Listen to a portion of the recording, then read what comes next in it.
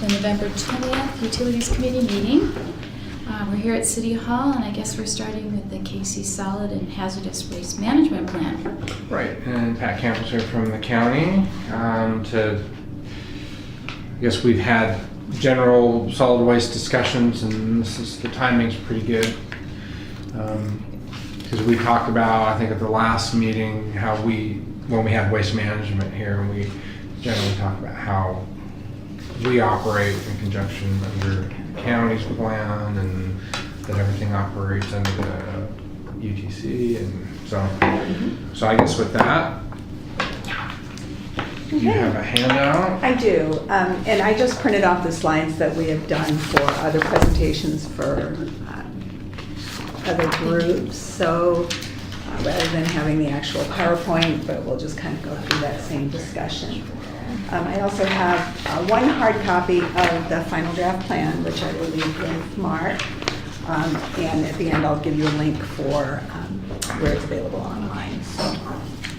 So basically we're here to talk about the comprehensive solid and hazardous waste management plan for the county. And what I'm going to do is give you a very general overview of the proposed update to this plan. This is a countywide plan that's required by state law. It includes adoption by all the local jurisdictions, cities and tribes within the county. Several years ago in 2008, Port Orchard and all the other cities designated Kitsap County through an interlocal agreement as the primary planning agency. So that's still in effect. Without that interlocal agreement, cities would be responsible for submitting their own plan and getting it adopted by ecology. So why do we have a solid waste management plan? Basically, it's because improper management of solid and hazardous waste can have a significant impact on public health, environmental quality, and natural resources. This plan helps provide guidance and criteria for proper management. It serves as a planning tool to determine future infrastructure and programs to achieve our objectives. It serves as a guide to effective implementation of strategies and areas for improvement. Specifically, this plan addresses strategies for solid and hazardous waste for a 6-year planning horizon from 2017 through 2022. But it also looks forward to ensure that we have sufficient processing and disposal capacity into the future for the next 20-year planning horizon. Basically, plan review and updates are required by state law. Basically, the state law does require that we review the plan every 5 years and then update it as necessary to keep it current. Local plans are also required for any kind of grant funding which is available from ecology. So in terms of the plan development, the current plan that we have is the WasteWise Communities Plan. It was last adopted in February of 2011. When this plan is adopted, it will supersede that plan. We started this plan review and development in 2016. It is really not a major revision to the current plan, but there are enough initiatives that have significant enough differences, particularly for the county, that we really thought a formal update would be advisable. The total implementation costs for the new services that are identified in this plan are at about $6.1 million. This doesn't cover the cost for those existing programs or the cost to the private firms or to other jurisdictions or public agencies or to the residents. This is pretty much the cost to the county for implementing these new. You look puzzled. Per year? No. For just no. For the new initiatives that are identified over the next 5-year period, and much of that is capital. And I'll kind of talk about that in a little bit. It seems like a lot. Yeah, and much of it is capital. Okay. And we'll be discussing rates a little while later as well. Primary source of funding does come from the tipping fees. Those are the disposal fees at our transfer station. So the preliminary draft was submitted to Ecology in April 2017. We worked with our Solid Waste Advisory Committee in developing this preliminary draft plan. The Port Orchard representative is Stephanie Bailey. She has been for many, many years and does a very fine job. She's actually chair of the committee. Ecology is the lead oversight agency. We also received comments back from the Utilities and Transportation Commission, the State Department of Agriculture. The Public Health District is also very involved in this, and we did put it out to public review and received 7 comments, and it does go through SEPA review as a plan action, and a programmatic action. Okay, so I'm going to go through like each of the chapters and identify the different areas. Waste reduction recycling is first. This is the first in the hierarchy of solid waste management that's been identified by the state. Certainly this is the most cost-effective way waste can be prevented from entering the solid waste stream, the solid waste handling disposal system. And our goal is to minimize waste generation and maximize recovery recyclables in the most cost-effective manner possible. Currently, we have about 300,000 tons of waste generated annually in Kitsap County. Our recycling rates have been improving steadily, but our waste generation is also increasing, which is something we really don't like seeing. Our goal is to reduce waste, which includes reducing the volume and toxicity and the life cycle impacts of all of these waste streams.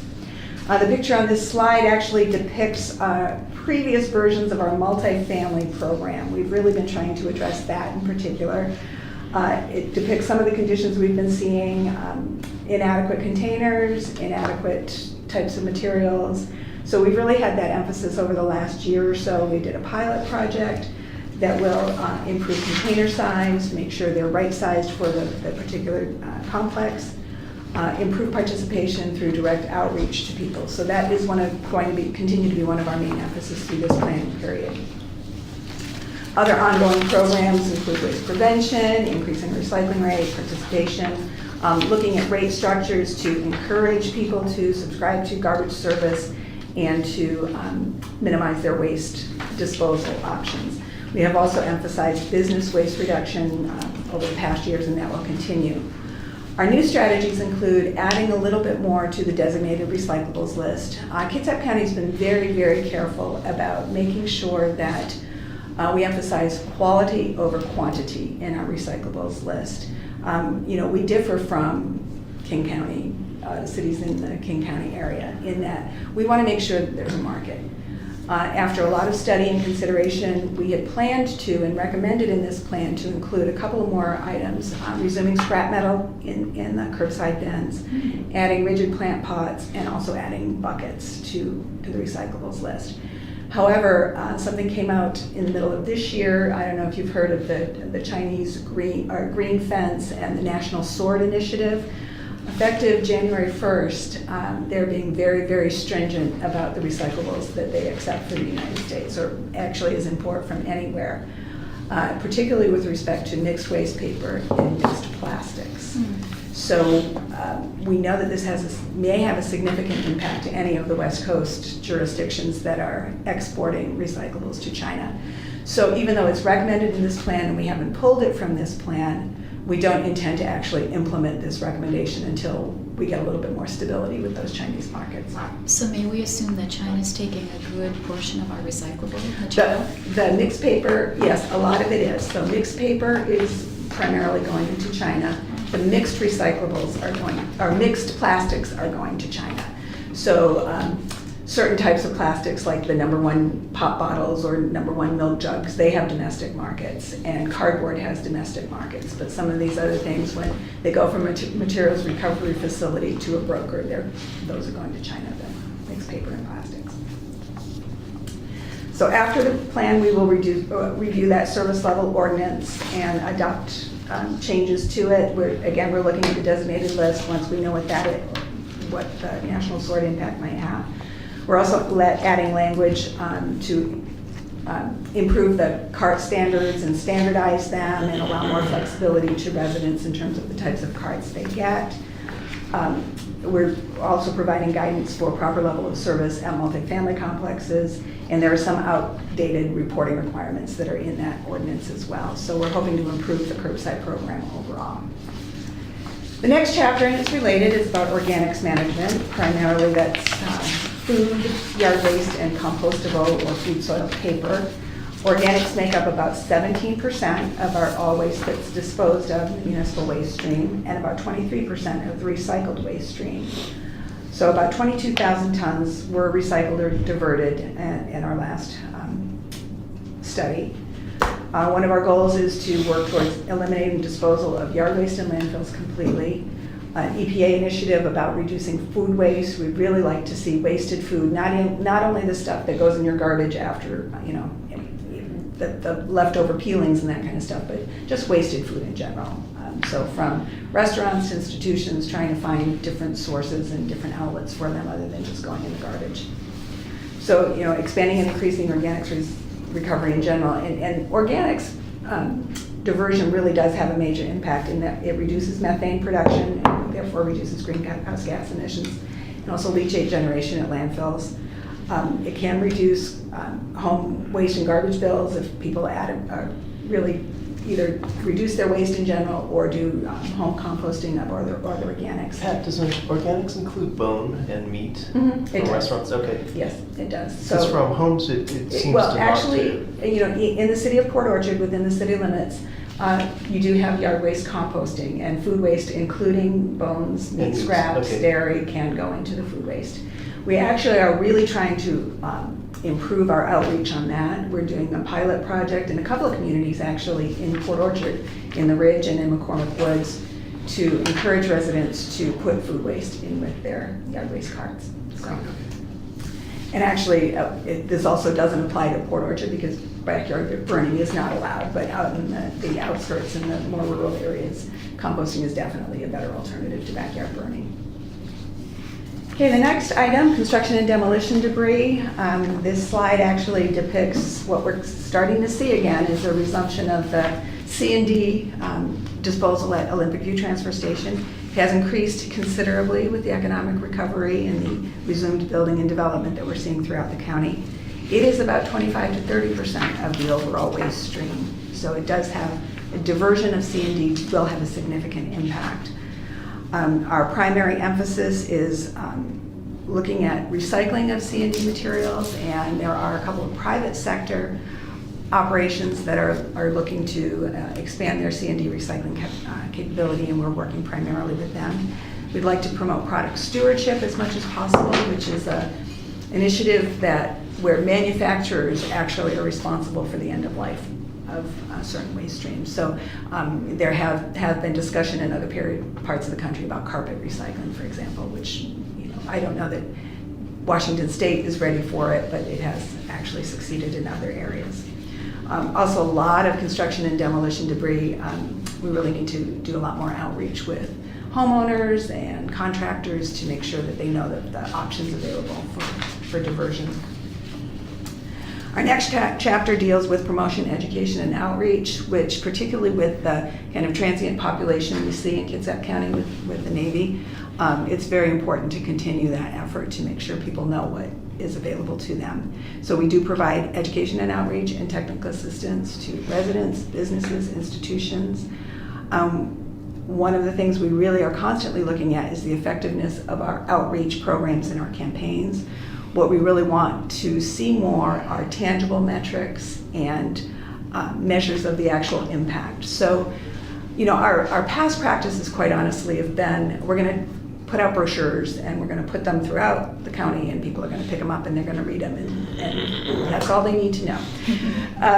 Yeah, that's not quite what's happening. We're really looking at a lot more community-based social marketing where we actually look at, what are the barriers to behavior change, and we really need to emphasize knowing what it is that people need to know and to change their behavior, not just educate them, but really make those changes. We also have youth outreach programs, which are also changing to be a lot more project-based learning, following some of the STEM guidelines and some of the new curriculum guidelines that schools are seeing. One of the emphasis that we're really going to do, we have not been very diligent about emphasizing secure loads at our facilities. So we see contributions to the litter problem because they're coming to the dump it kind of flies off. So we really are going to try and emphasize that a little bit more. Are you able to include flyers with utility bills? Well, we don't actually do anything. Can we provide them to you? We can't do it. We can do a text. I'm not thinking of us. I'm thinking of like waste management, for example. Right. So maybe we would be good too. Yeah. Right. So if there is a flyer that you would like us to help you with, we can certainly work with you on doing that. So you design them, but We you could don't design place them in. We don't actually do utility bills. Right. as But you the coordinate county. and ask them to do. I think when I get one, for example, for gas, it's like. everyone gets a bill potentially, so that might be Yeah. a way to reach people. Okay. Um, So if there were something that we would want to put out in the city's bills, is there a way, there is not a way to do that? There's we a cost for changed- that, right? Yes. There's a cost for that. All we can But, do is put a little. You can put a, We can't Yeah, do.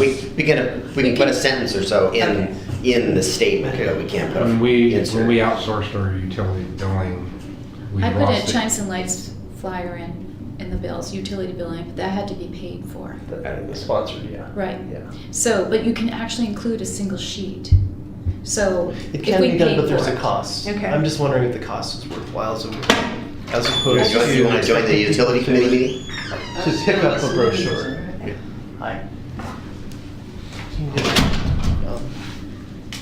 It might be one way to get it in front of people. Okay. All right, well, when the time comes to really put something out, particularly changes to the recycling program, we'll work with to see if that's something. Okay. Actually, that's the agenda. That's just the. I know I brought 6.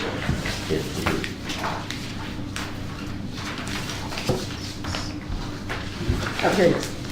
We're on page 5. Huh? Yeah. Okay, so the next chapter, Chapter 7, deals with the collection of solid waste and recyclables, and you are familiar with that. You have the contract with Waste Management. So for residential curbside collection of garbage, recyclables, and food debris, or yard and food debris, for the county, it's the UTC certificated hauler. And my understanding is that you have a separate contract with Waste Management, but you defer to the UTC rate setting for Port Orchard. So self-haul is not a major component of the total tonnage that we receive at our transfer station and recycling garbage facilities, but it does have a significant impact on our operations. So we really do encourage countywide residential curbside collection. It is the most effective way to get garbage into the waste stream. In 2005, about 11,000 tons of garbage came through a self-haul system. The cost and environmental impacts can certainly be reduced by encouraging residents to switch from self-haul to curbside. Receiving waste from those self-haul residents is a higher cost per unit than collecting the garbage curbside. And we also really would like to work with haulers on improving the curbside collection of commercial recycling. That's one of the areas that we're probably weakest at. The expense is very high, and often the commercial sector is not really encouraged, given the relatively low disposal fees that we have, to really participate in commercial recycling programs. But we really do want to work on that and make sure that they have proper containers and proper outreach and really know the advantages of recycling. Our transfer systems for waste and recyclables. Currently there are 6 transfer system facilities within Kitsap County that receive and transfer solid waste and recyclables. The 3 drop box facilities, which are referred in Kitsap County as recycling and garbage facilities at Hansville, Silverdale, and Olalla. There is a privately owned transfer station on Bainbridge Island. The city of Paulsbo has a city-owned transfer station where their own residential and commercial garbage goes before it comes to Olympic View Transfer Station. This is where the bulk of the garbage and curbside recyclables are generated in the county. They're handled and processed there. It's a temporary consolidation point for garbage collection for all the recycling and garbage facilities, as well as curbside recyclables. This is one of the major areas that we actually have seen some changes. Kitsap County in particular, we did a level of service analysis of all of our systems, so the 3 recycling garbage facilities and Paulsbo Recycle Center. And we've actually implemented one of the recommendations of this plan prior to final adoption, and that was closure of the Paulsbo Recycle Center. That happened on September 30th. And we took over operations at Olalla and Silverdale. They had previously been operated by a contractor, so we now have county staff operating those facilities. And we've provided uniform hours at all the facilities and changed some of the hours to increase efficiency. So that was one of the more significant changes from the county's perspective, was that. And then when I mentioned the $6.1 million, a lot of that, as I said, is really on capital projects. We are looking at our Silverdale Recycling and Garbage Facility and our Olympic View Transfer Station and doing master plans for both of those facilities to develop changes to improve capacity for one thing, because as I said, we need to really look at the next 20 years and significantly improve traffic control. We're starting to see more and more customers, higher and higher volumes at both of those facilities. So to figure out a way to improve that traffic flow is really important as we see the increasing volumes in customers. The next chapter is just about waste disposal, which in this county is really not all that significant since all of our waste is not disposed here. We are under contract with Waste Management to haul to Columbia Ridge Landfill. That's near Arlington, Oregon, and that contract expires in 2022.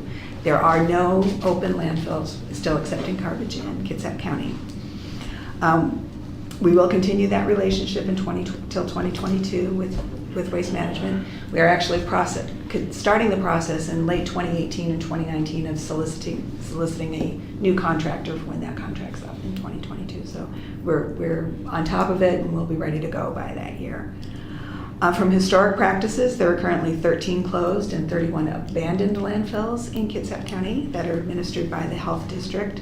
The county is responsible for Olalla and Hansville, and this picture actually shows the very beautiful Olalla landfill with the view of the mountains in the background.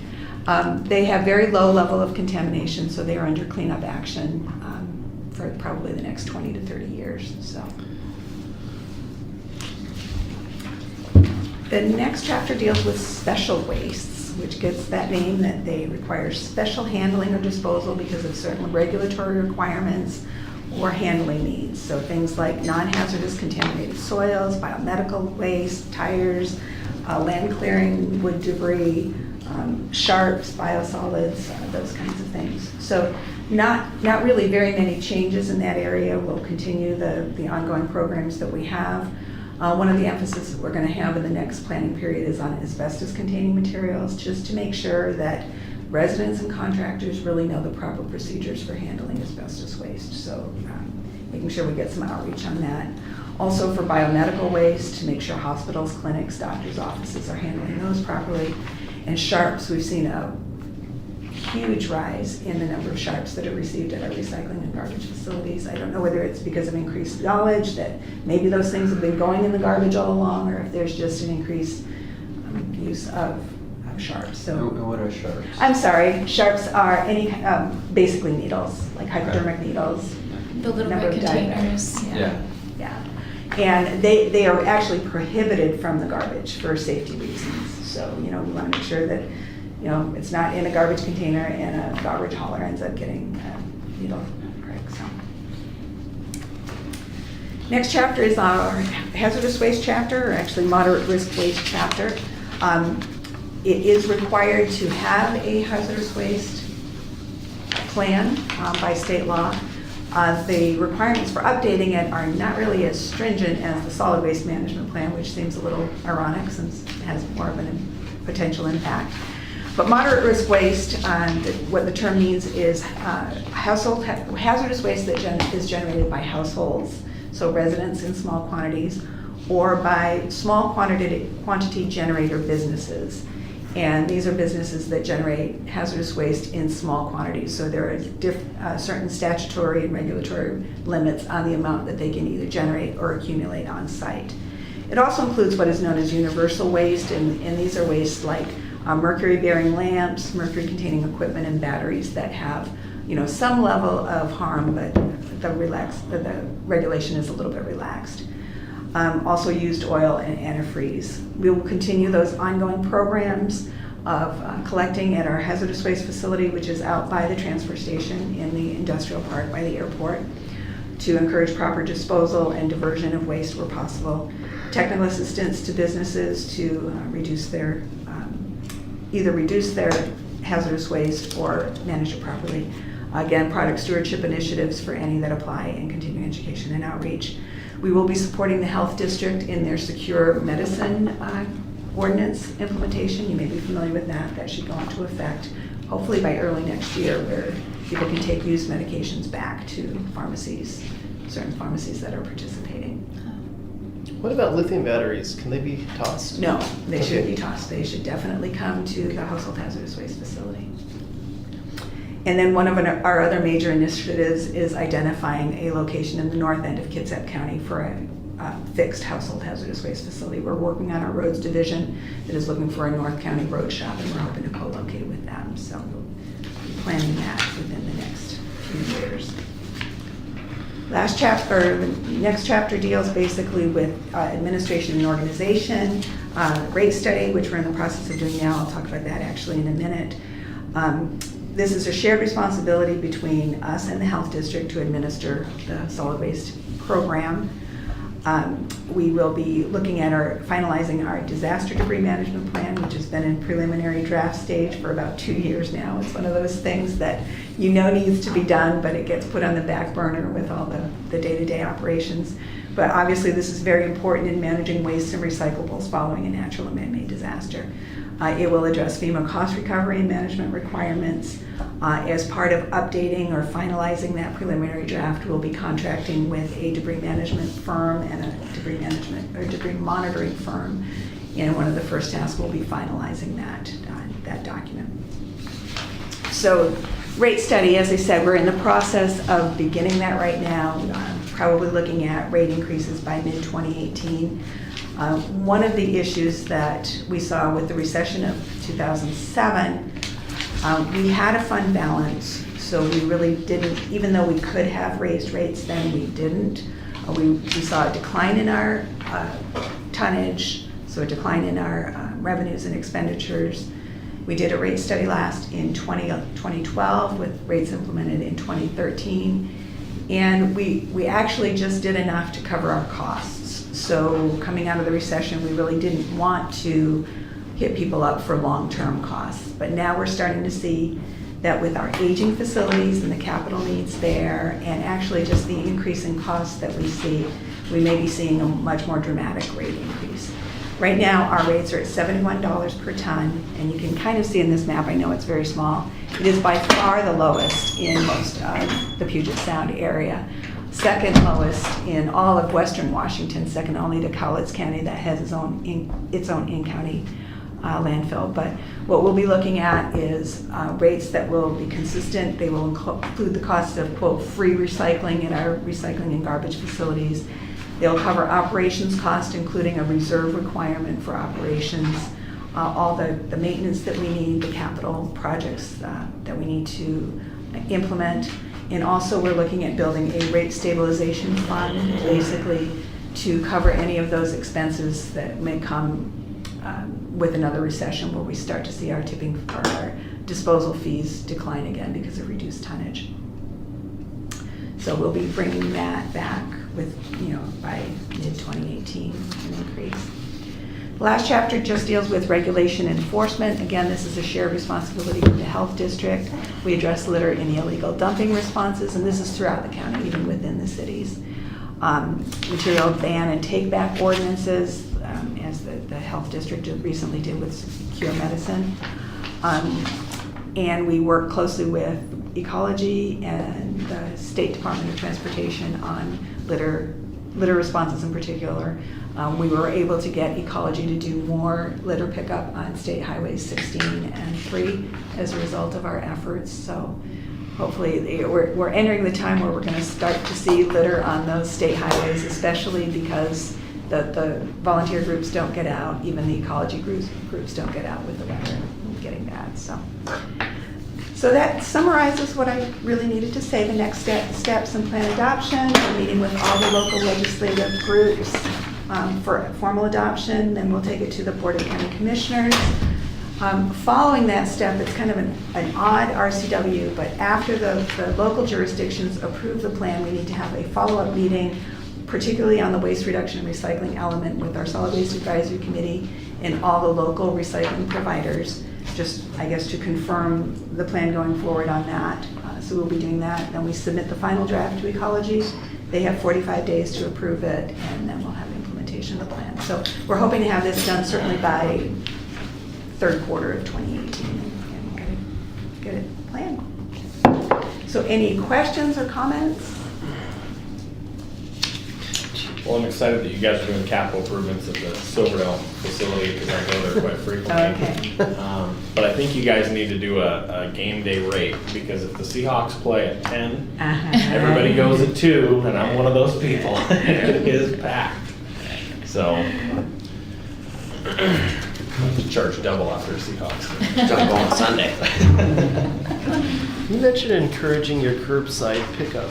Do you know what percentage you have of people who are subscribing? Within the county as a whole, I'm just curious. my guess, I think it's about 85%. Well, That's really high. It's not voluntary, right? Not in the county it is. Yeah. Yes, it is not required in the county. And so you're at 85%? It's mandated in the city, but not in the county. Right. Okay, I was thinking that, because I don't remember, because I'm in the county, I didn't remember being asked. I think it just was, Just showed up. yeah. Well, you're responsible. Well, I would anyway, and I think one of the, to me, the biggest, being out where I'm at, the biggest, I guess, necessarily the unintended consequence of, in a good way, of the curbside is the reduction in, we were talking about securing loads. Well, there's intentionally unsecured loads that get deposited, and so that happens quite a bit. Yeah. You know, where people just Illegally done. clean the house out and they drive a couple miles down the road and find a dark place to just dump everything, mattresses and rugs and. That's the health beds. district. You're not this program that. Actually, it's our Clean Kitsap program. So part of the tipping fee goes to what's called Clean Kitsap, and we have 2 litter crews, inmate litter crews, that go out and clean up litter along the streets, and again, that includes all the cities.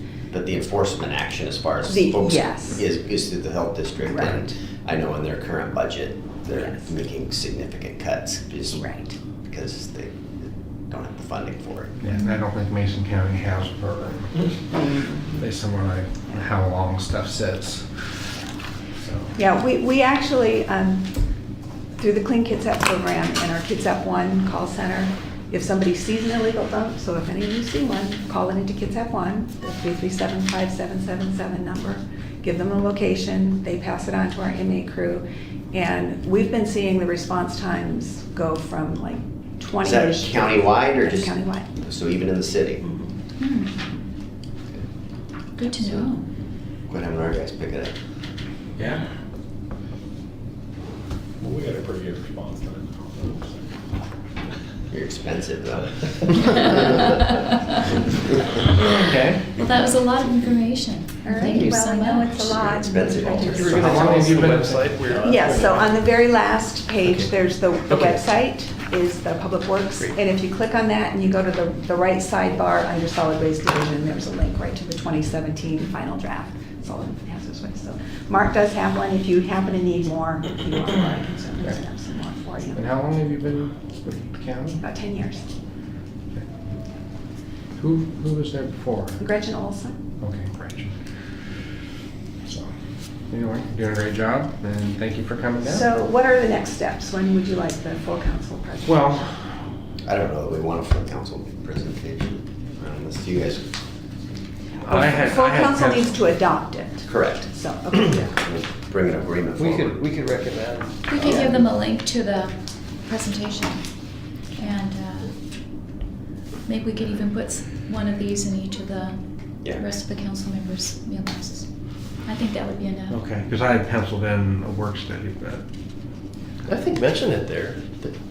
I don't know that they need a presentation, but it was Yeah. very interesting, Okay. actually. Okay.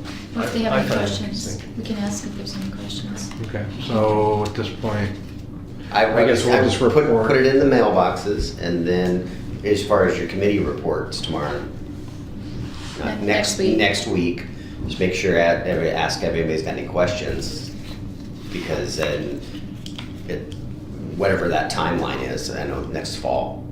When is the agreement needed? We would like it sometime by January. Okay, so in January, we're gonna bring forward the updated agreement. Because we wouldn't have a work study to even Right. have it until late you're going to send me January. the document to be signed. I actually sent it to you this morning. Oh, The- okay. The resolution. Okay. Yeah. So January. Yeah, and by January, so if it can be done earlier, that would be great as well. Sorry, I missed this one. So why is the city adopting a resolution? So the city will actually be adopting this plan. Okay. Okay, and as I said, each of the cities have a choice by state law to either adopt the plan that the county prepares or prepare your own plan. So the city of Port Orchard is under an interlocal agreement to participate with the county as the lead planning agency, but the adoption process is required as part of that. Okay. Great. And this is just basically an update from the 2008 plan? 2011 plan. yeah. 2011, Yeah. okay. Yeah, and probably in a few years, we may be doing more of a major update. If we start looking at needing another transfer station or something like that for the next planning horizon. Well, thank you very much. All right. Well, it's nice meeting all of you. Are you Mayor? I am. Okay. I'm a Port Orchard resident, and I'm embarrassed that I don't know any of my city council members, so I know all your names, so. So are you gonna give your copy to Brandy? I gave it to, no, I can take dirt. Yep. It's clean. Yeah, and then we'll end up in all the council members' mailboxes. Cindy will Give us report on some- it. If anybody's got any questions, because that'll give them 2 weeks to read it, or a week to read Or it. can you email us? I can, I certainly can. And then Yeah, good ask, to have it. We can if you have send any it to- questions, does it by need to go to a email. work study? Link. I don't know that it does. Email Just that. updating this plan and. Mark, would you like it with my notes? Would that be helpful? Actually, yeah. Would that That be would be helpful? interesting. Yes, That would be the that'd be better one. great. I So can send do it that. to me and then I'll forward it to Okay. Brandy and I she can can. Perfect, thank you. Yeah. So Let's try it. 11:28, Cindy's gonna Yeah. discuss. Report Okay. Okay, so you don't need our staff to come to any other meetings? We don't believe so, but we'll Okay. know in a week. Okay, that sounds If good. we have questions, She'll then we can report do it that. on at the council meeting, Okay. and if they've got questions or wanted a presentation, we'll let them Okay. drive that. Okay, perfect. All right, well, thank you very much. It was my Okay, nice. thank you. Thank you. Okay, the next item is water sewer rates. Question is, do we have a rate study proposed? This really was derived from Fred's question Right. in email, and I said it was should be a topic for and Thomas, this memo pretty much answers the question. I mean, we don't have a COLA built into our code for the rates. We do for capital facilities Facilities, charges. yeah. And so the most recent round of rate changes came from the last rate study. Right. Which we're still in the middle of. Right, so we're still there's steps to because we didn't do it wholesale. We agreed 2 years ago that we were gonna take it in steps, Right. the rate increases. Right, so we did I think about 2011 and 2013, we did the gap analysis. So Katie Isaacson did that gap analysis, really tore apart the ordinance and the rates. And out of that came the new water and sewer rates. And so that's what we're currently under, and everything is in the code that establishes that. I don't know we haven't had any conversations about, we're gonna do another. water That sewer wasn't the rate. question. The question is why I will believe. Well, and it's not even as quite that complicated. It's just that, as you know, I was talking to a lot of people who didn't understand why the rates were so high. And as opposed to me saying, well, it's because of deferred maintenance, et cetera, I thought it'd be nice if we could point them to our website and say, here's information, this is what we're doing, here's our rate study. Whatever information that would give them more of an understanding of how the rates are, that they're increasing $20 every year for the next, few years. Just give them more advanced information. I looked online and our link that says water sewer refuge rates is actually blank on that page. So it may be an issue of just updating the website to put more So the link information. isn't active. I'm also wondering if we want an executive Because summary it's- that's more user-friendly to people, so, because they may not want So to read the whole Katie's study study. should be at that It link. should be. I didn't see it there. I don't know if I wasn't able to find it through the I website think it search. was. I don't know, somebody. Yeah, I don't know. That was basically There what I have was been some asking. changes. What's there? Where are the links? Where When can we find switched it? to the new website, we had a number of these where it's like, They hey, were that's just not lost. there anymore, so we Yeah. gotta put it up there. Okay, that's The what I one was tool asking. that I would say that people should be referencing is the comprehensive plan in chapter 5 utilities element, because it clearly identifies all of our capital improvements, and those are things that you can point to and say, look, we have an extremely aggressive capital plan, and the funding source was identified in 2011, and we're still, following council's direction, we're still stepping into being a fiscally constrained CIP. Can you just type up what you said? I think you did, didn't you say? Because that's what I'm hoping that people can see. It's like, because when we are yelled at by people who are telling us that these rates are higher than every other utility They're not. If you look at combined, Katie's, this is their impression, but if you look at yeah. Katie's study, she included 2 bar charts that show where Yeah. the city of Portland. No, I was looking for her study online. I falls. could not find it. Okay, well, that's. Income property in Bremerton, our stormwater fee is double Okay. what Bremerton's. No, Bremerton's I stormwater fee don't is doubt double it. ours. It's just that, there's like a single lady saying that, my water sewer Yeah. bill's No, I higher think than this is a everything good else. point, because Thomas and I were just talking about this, I think on Friday, actually. Because I had similar questions. Again, I'm new. I know we're in the middle of this rate increase, and so I was asking, hey, where's the fundamental presentation that set the rate? So I Yeah. understand all the It's Katie projects. Isaac's Okay. report, and that's what Yeah. should be on that link. So here's what I would propose that we do, is we'll get that updated on the link, and then maybe I'll throw together just a very small 2-paragraph narrative. So when Perfect. people go there, it just walks them through that, and then the rate study's there if they want. That is great, because I was trying to find it. I thought before I tell people where to look, I would look, and I don't see it. It should be on that link. So that's what I didn't realize, is I knew that we had had Katie's report linked. I didn't know that somehow got, I think the link got lost. because that explained, everything. Yeah. 2 Do we years. want to, since we're on this rates discussion, talking about, I see that this capital facilities memo is here, but it's not really on your agenda. It's included with that last. Okay. I put /CFC Okay, discussion. all right, never mind. Yeah, We'll wait. And do we have pictures of some of the mains that we're repairing or replacing? Anything visual? Sinkhole. A nice Okay, picture yeah, of a just- sinkhole. just something The biggest that- one we can find. Or think about it, if Yeah. you run across something. I think that we. I mean, you get the patch right in front of the gray house. I mean, that was Very recent ones. that was a recent line break. Yeah, pictures of that or something. Right, but that's not That's replacement. That was- repair. I would say we can identify a good picture of capital of something being Out constructed. on our project, even in Tremont. Can't we get some of that? Yeah, I mean, there's capital on that, but Yeah, I would think that. We're going to be having a well being drilled here in the next couple of months. so are you looking That. specifically at pipe replacement or just a water capital project?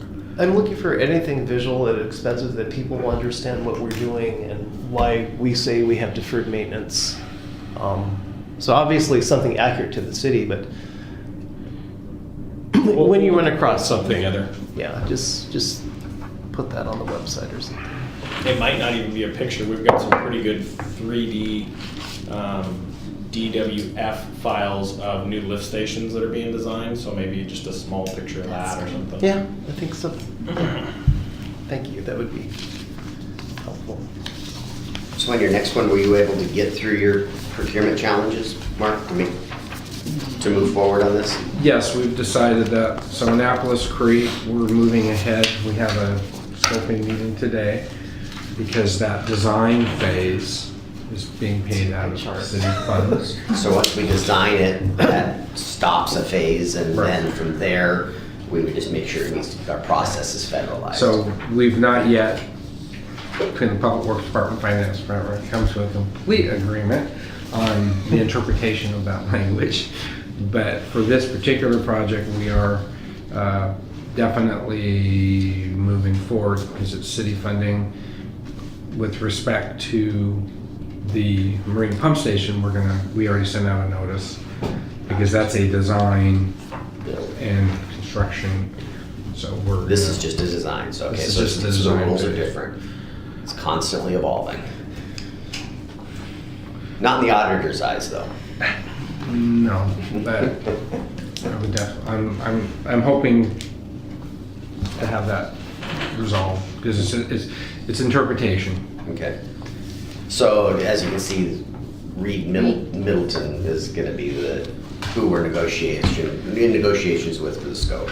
Yes. And that's for that culvert replacement and the estuary restoration of Annapolis Creek Annapolis Creek at Arnold Street. at Arnold Street. And then Mike went ahead, we did have a question from Red Barn, and I think at one time Mike was gonna hold back on responding, but he's moved ahead and sent the email, Rebecca Wesson, an email. Okay, very quickly, well, 9 update, it's just, and you don't have it in your packet, but I had it in mine, and I'll put it in the notes. Just, oh, here's this is gap analysis. That's Katie. That's Katie. This is what we're gonna be putting. That's good. Yeah. This is what was on Okay. the link. So I'm gonna, All my old times link. and light stuff got dumped. get too. lost too? Everything. We started from scratch. with well 9, so Got what we paid for. So we Got a had good website, actually- but it wasn't very expensive. Can't do anything with it How did you today. lose the old stuff? It must be there somewhere still. I It just don't need know. to transfer it over? I didn't even take the time. Oh, I well. just put new stuff Just on. put new stuff on Yeah, there. it works. So well 9, we had gone out to bid. There were some questions during the bid about treatment levels, and enough so that we suspended that bid Oh, yeah. because we had done the original design on an August 18, 2015 pilot test. And I think they used what, a polyglucite and a green sand, or Yeah, the real trigger for us suspending it was that they wanted to ensure that the capacity of the sewer in Tremont could handle the appropriate backwash rate, and they weren't convinced that they had the right flow, so they wanted to run a second pilot test to confirm, which probably ended up, confirming it was the safe way to go, so that we didn't get into a huge change order scenario. so we just, October 25th, 2017, completed a second pilot study which confirmed the previous result. So based on that, we're going to re-advertise. Pretty easy As soon as process. Cindy gets back? Yeah, I mean, it shouldn't take more than a day once she gets back to, all the docs are done, bid docs are done. So we should be awarding in January. Early February. Yeah, contractually, yes. Yes, council should see this for adoption in January. So we're gonna re-add in December, and then a contract. Because that has to be open for 30 days or something, doesn't it? Only 2 weeks, non-federal money, it's all city money, Right. so. January, we should be Yeah. easy January. Yeah, it'll be a Advertisement, yeah. contract in January. So this Okay. McCormick thing, the reason you're gonna see this at work study, I think we've seen this at a work study before, and we've seen it, I think this utility committee meeting a couple times. Right, but So this is the we first have- time you've seen, Yeah, we're getting very close. I would say I'm pushing for a January, in December, hopefully coming to agreement. And that's the goal of the agreement between us and McCormick. So what's happening here is, I think we're all aware, is our capital facilities plan calls for $16 million in sewer and water improvements that are our responsibility. They aren't going to happen. Our timeline on the sewer piece is probably 2 years out, and we're 6 to 8 to 10 years out on that that well and that reservoir. The developer is moving much faster than that. They're willing to build our improvements for us, but they want to be given credit at their building. So instead of when their person comes in and pays their connection fees, which are currently about $7,000 or $8,000, they would have credit, and so this builder would pay them because they're going to build the infrastructure and not the city. okay, up to this $16 million. So we're working, and it's really complex because buildings involved in it, and Public Works is involved in it, and finance is involved in it, from tracking, you know, so the Thomas's, they build it, and Thomas's group's there's milestones to it, and they get bodies of credit for that, which then Noah's division tracks, and then they issue building permits over there, and they've got to come off that total, which then finance continues to track. It's really complex. And then we get the work order to actually drop the meters. And so the other piece of that is there isn't enough in a capital facilities charge, the connection fee, to pay back the $16 million. So this body of work that you're getting, so the first step in this, even before we get to the agreement, is we need to increase the capital facilities charge, which is the connection charge. It doesn't have anything to do with the rates, but it isn't needed citywide. It's only needed for this area, this target area where this development is happening. Right, and I think it's important so a couple things. One is, this will be discussed tomorrow night. In general, the actual ordinance itself with the staff report and the ordinance won't come in until We're ready to bring it forward. You'll see this, but we've got to get this body of work done to increase the capital facilities charge, which we will see this tomorrow night. So that's like 2,000 connections that they're going to be credited for, roughly?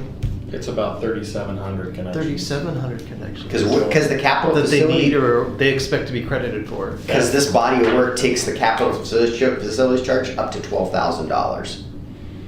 So it goes from Okay. $7,500 to, It takes up to 16,000 if you combine water and sewer. and our there's additional charges that are Yeah, ours. no, and my we still question have a is- note to the original developer for the water system when we Okay. bought. You're talking about the capacity. I'm just wondering, like, at what point they stop getting reimbursed for putting up the 16 million? Once they've When been made they whole. reach- Once they've been, they only get paid the 16 million. Okay. And then that's why. So I'm thinking Noah's- that's around 2,000 connections, maybe. It's about 1,300 connections. If Oh, you take even 16 fewer. million and divide it back across Okay. the building permits. 1,300. And it's, Roughly.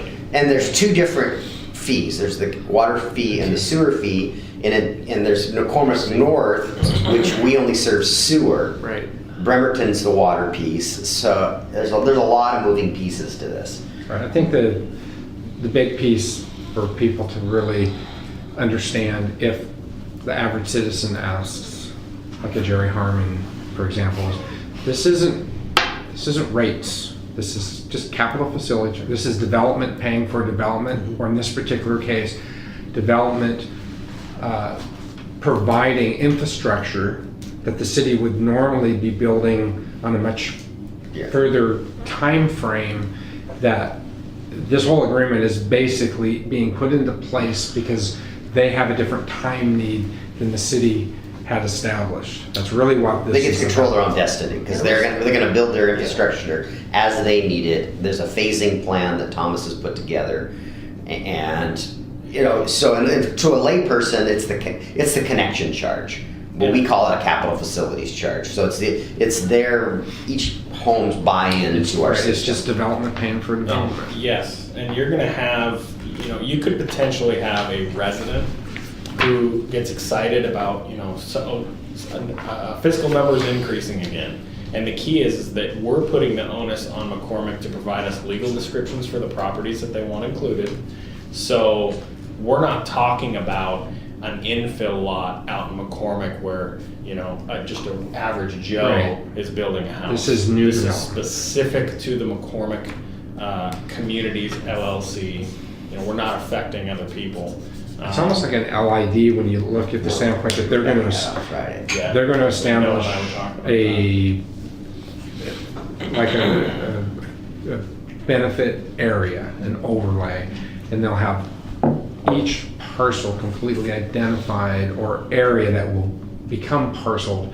So it's strictly associated with that development. Again, it doesn't include somebody that is the a lot vacant that lot on isn't Strathmore. right. That's You know. right. So this, what you're seeing here is the first step tomorrow night of the capital facilities charge public process for that area. It affects only that area.